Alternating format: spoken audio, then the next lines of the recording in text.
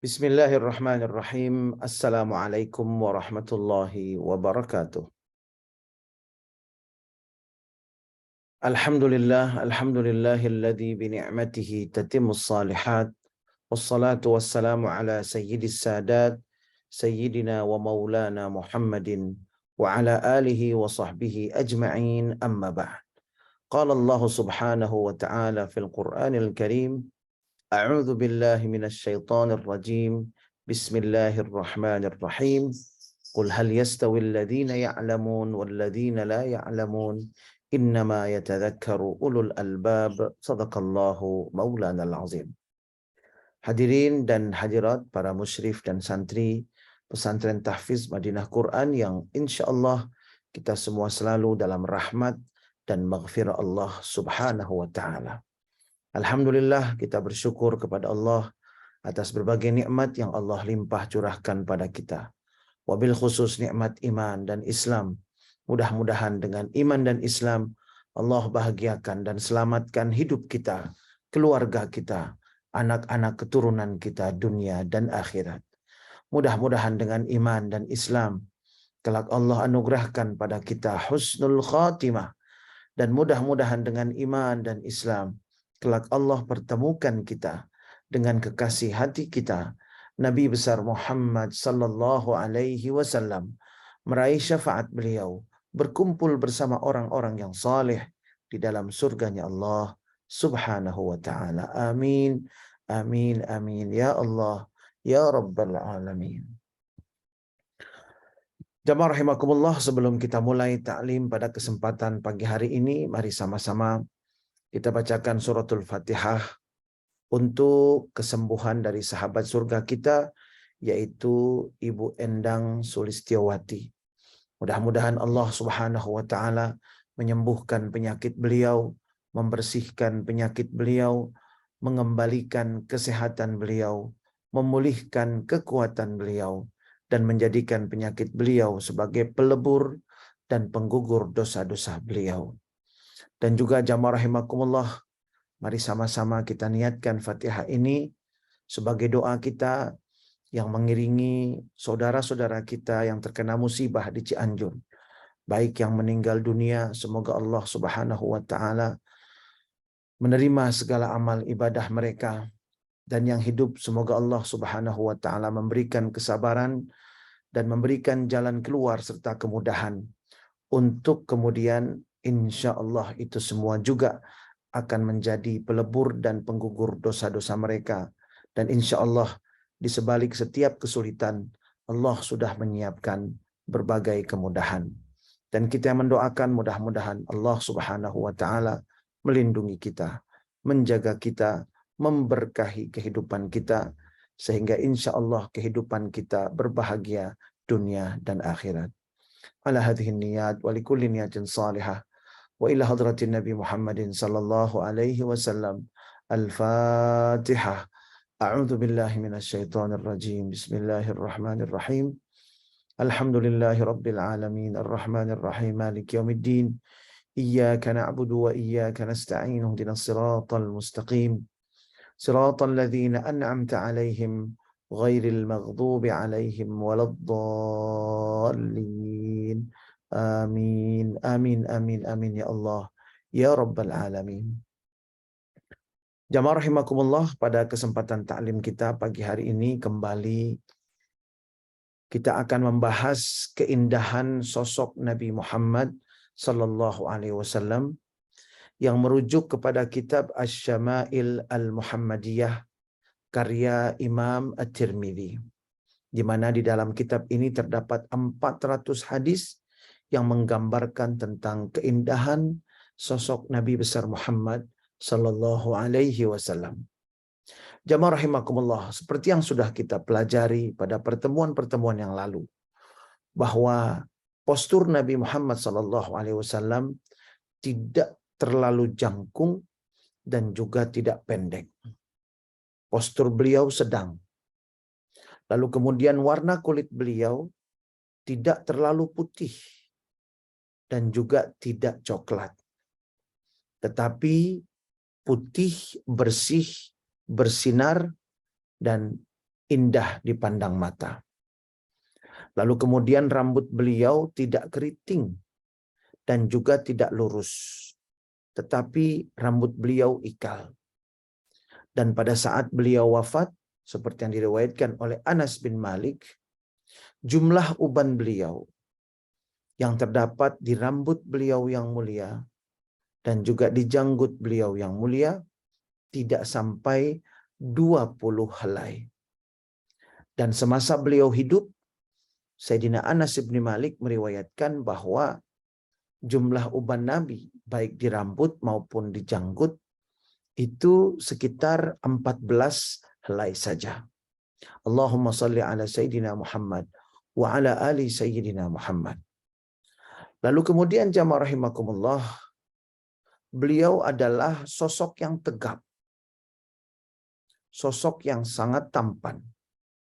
Bahkan ketampanan Nabi jauh melebihi ketampanan Nabi Yusuf alaihissalam. Nabi Muhammad sallallahu alaihi wasallam bu'aidul mankibain. Kedua bahunya betul-betul berjarak sehingga sangat tegap. Dada beliau bidang, jari-jari tangan dan jari-jari kaki beliau kekar. Tulang-tulang tubuh beliau besar dan kokoh, sehingga siapapun yang melihatnya dari kejauhan pasti akan merasakan wibawa yang luar biasa. Dan setelah berjumpa serta berbicara lebih dekat, maka orang itu pasti akan tertarik dengan bagaimana ucapan Nabi, tutur kata beliau, dan kehangatan serta keramah tamahan beliau ketika beliau menyambut tamu-tamu atau ketika beliau berbincang-bincang bersama sahabat-sahabatnya dan orang-orang yang menemui beliau. Lalu kemudian jamaah rahimakumullah, Nabi Muhammad sallallahu alaihi wasallam memiliki tanda kenabian. Memiliki tanda kenabian di antara bahu kanan dan bahu kirinya, yang besarnya adalah seukuran telur burung merpati.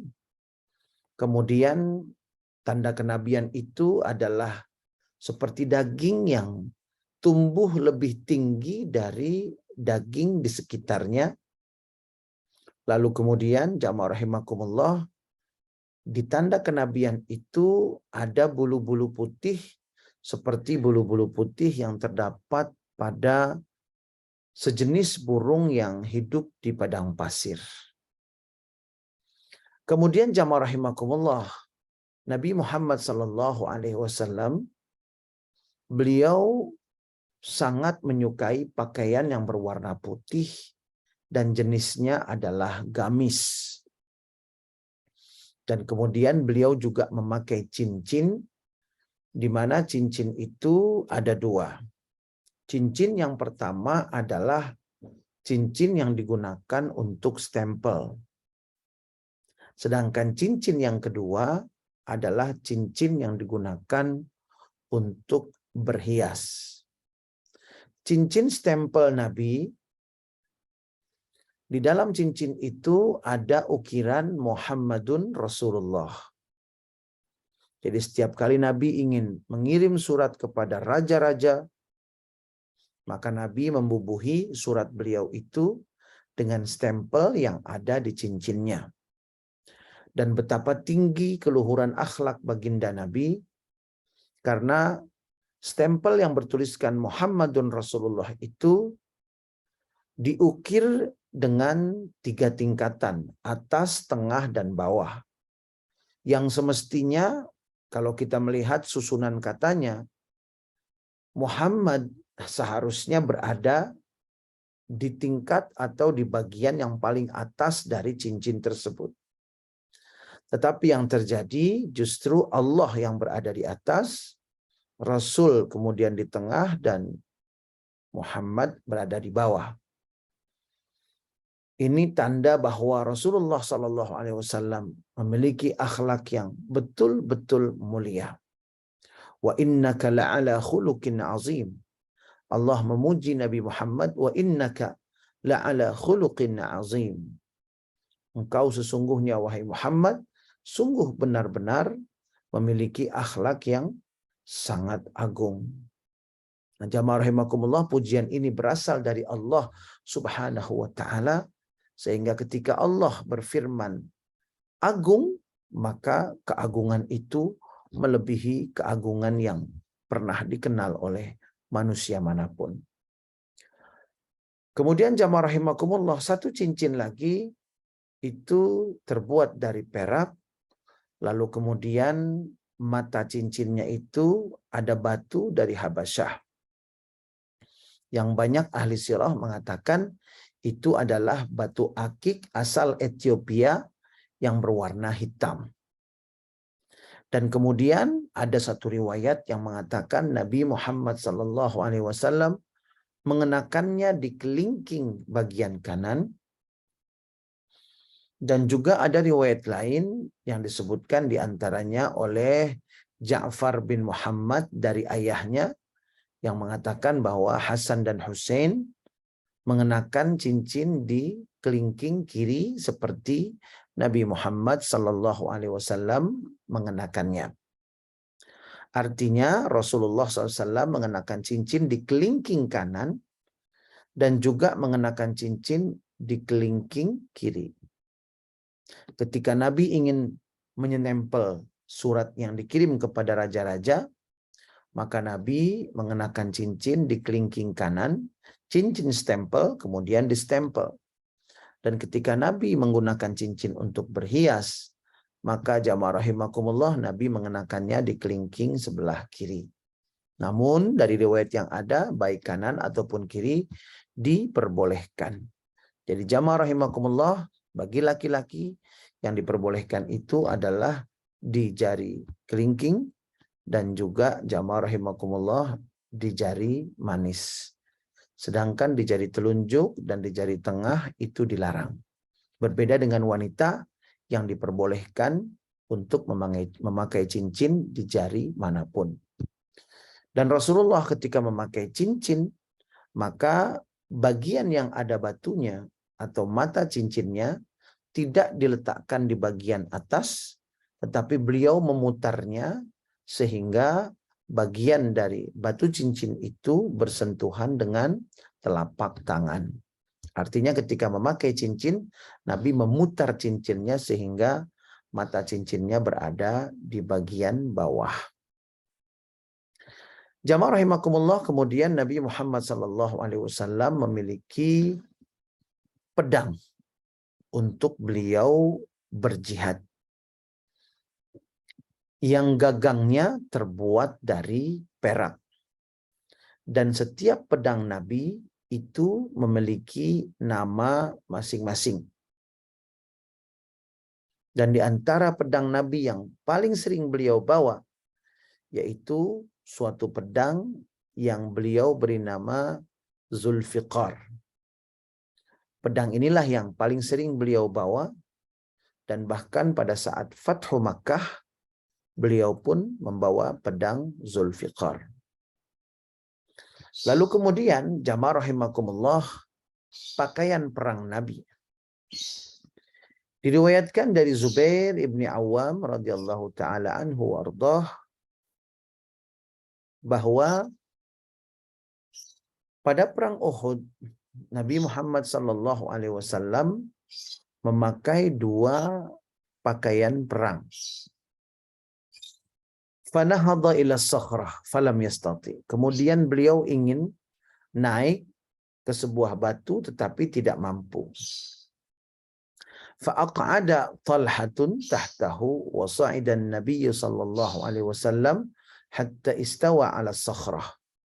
Maka kemudian jamaah rahimakumullah, Talhah memberikan tubuhnya untuk diinjak Nabi sehingga Nabi bisa menaiki batu itu. Hal ini dilakukan karena tersebar kabar bahwa dalam perang Uhud Nabi Muhammad SAW terbunuh.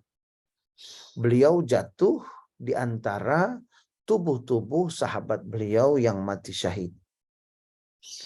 Beliau terperosok ke dalam sebuah lubang yang dibuat oleh Abu Amir Ar-Rahib, seorang pendeta yang sangat membenci Nabi, tetapi anaknya yaitu Hanzalah bin Abi Amir adalah orang yang sangat mencintai Nabi.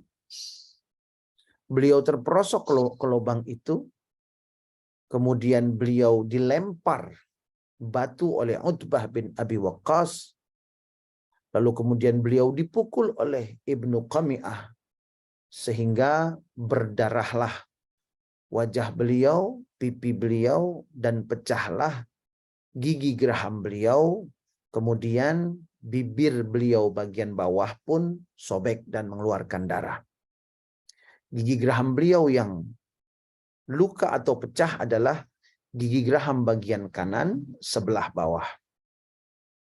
Dalam posisi seperti ini tersiar kabar bahwa Nabi terbunuh, maka kemudian Nabi berusaha bangkit untuk naik ke sebuah batu agar sahabat-sahabat yang masih berperang melihat bahwa beliau masih hidup.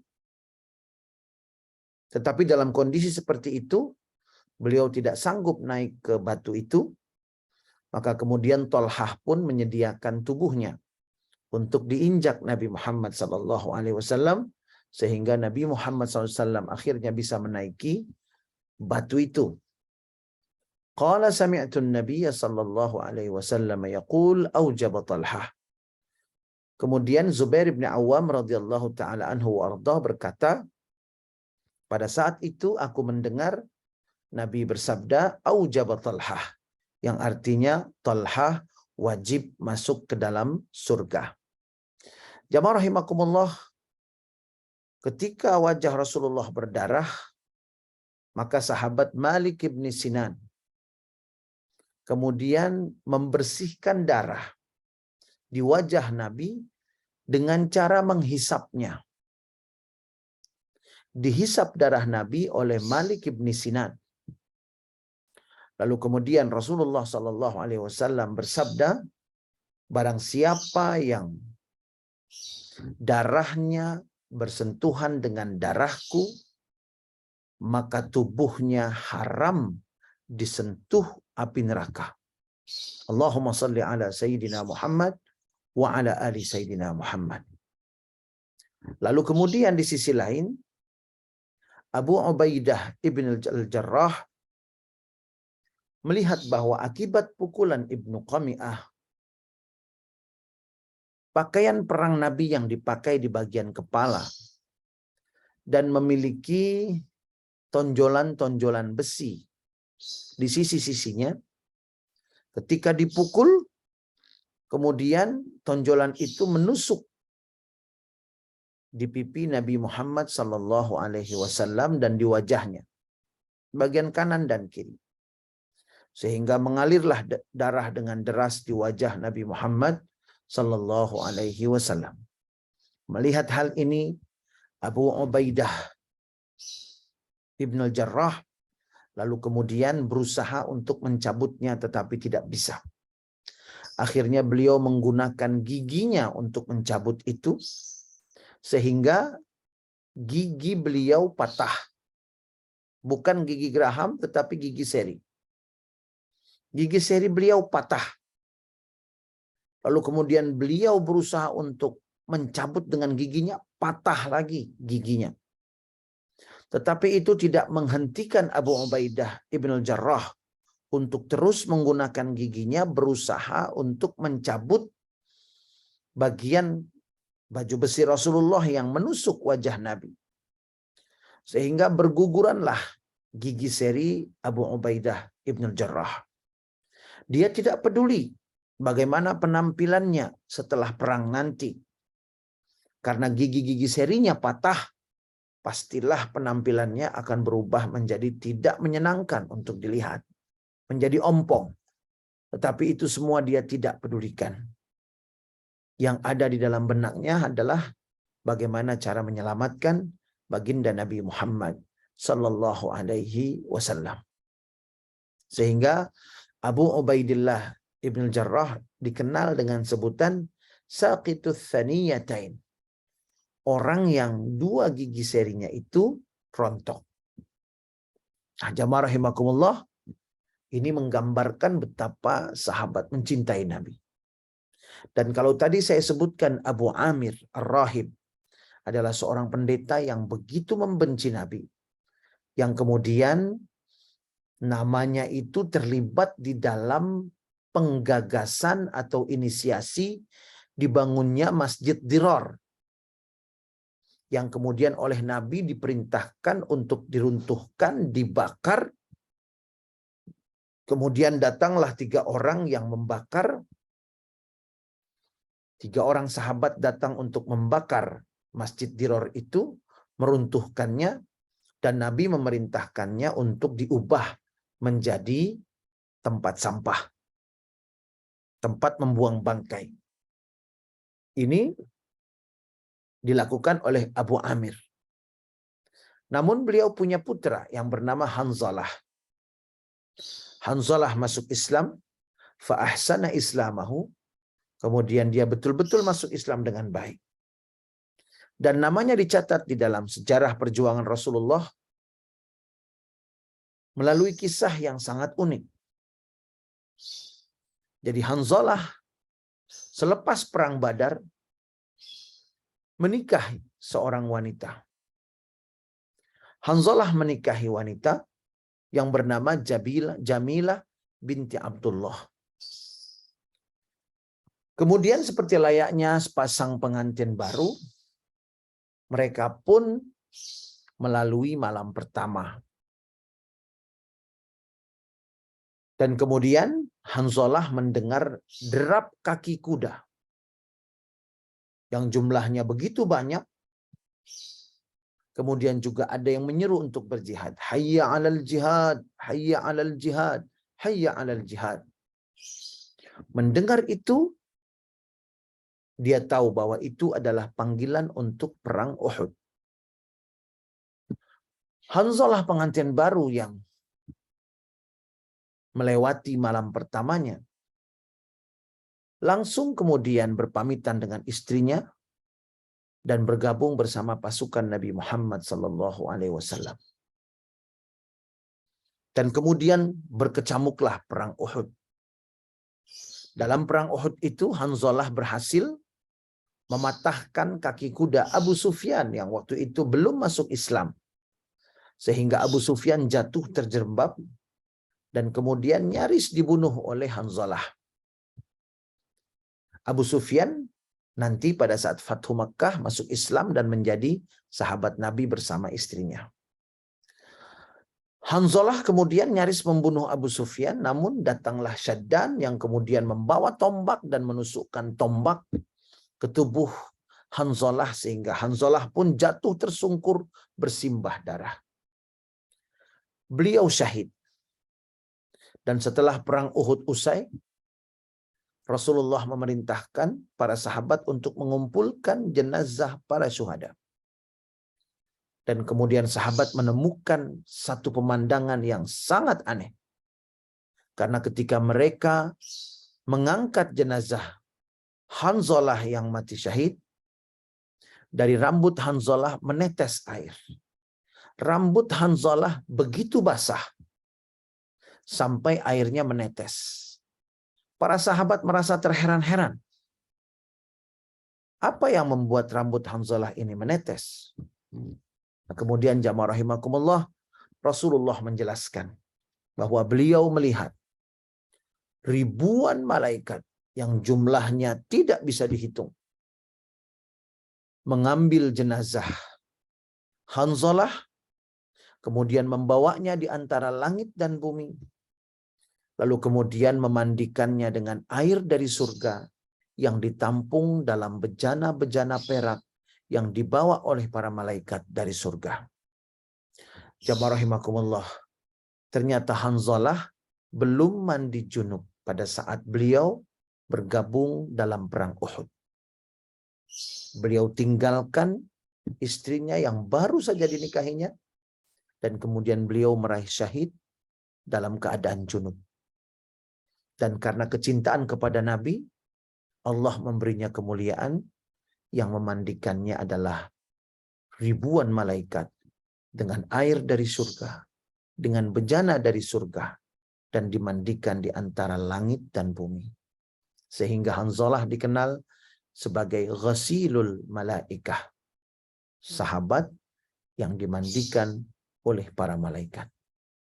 Jamaah rahimakumullah, kita akan lanjutkan pembahasan tentang sosok dan figur Nabi Muhammad SAW dengan harapan gambaran kita tentang sosok Nabi menjadi semakin lengkap, menjadi semakin bertambah, sehingga kecintaan kita kepada Nabi pun meningkat, kerinduan kita kepada Nabi bertambah, dan yakinlah ketika cinta kita kepada Nabi bertambah, itulah energi yang paling dahsyat yang meringankan diri kita untuk melakukan berbagai kebaikan dan perintah agama, serta menjadi semangat, motivasi, dan energi yang terkuat untuk menjauhi apa yang dilarang oleh agama. Insya Allah akan kita lanjutkan pada pertemuan-pertemuan berikutnya. Bismillahirrahmanirrahim. Alhamdulillahirabbil alamin. Allahumma salli ala sayyidina Muhammad wa ala ali sayyidina Muhammad. Allahumma la tada' lana fi majlisina hadza dzamban illa ghafartah. Ya Allah, ampuni dosa-dosa kami yang hadir di majlis ini. Wala aiban illa satartah. Ya Allah, tutup aib kami dunia dan akhirat. Wala maridan illa syafaitah. Ya Allah, yang sakit berikan kesembuhan. Wala dainan illa qadaitah. Ya Allah, yang masih punya hutang, mampukan untuk melunasi hutang-hutangnya. Wala hajatan min hawaijid dunya wal akhirah illa qadaitaha wa yassartaha ya Allah ya rabbal alamin. Yang memiliki rencana, mudahkan urusannya ya Allah untuk kemaslahatannya dunia dan akhirat.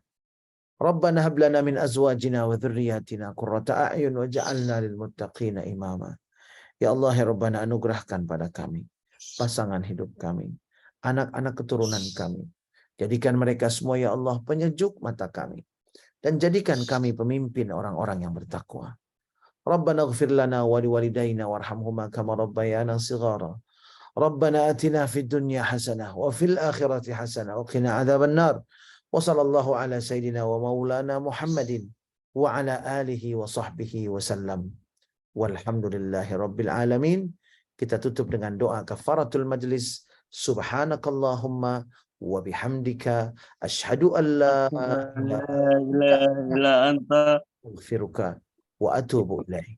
Billahi taufiq wal hidayah. Wassalamualaikum warahmatullahi wabarakatuh. Waalaikumsalam warahmatullahi wabarakatuh. Terima kasih Buya, Pak Ari, Bapak-bapak.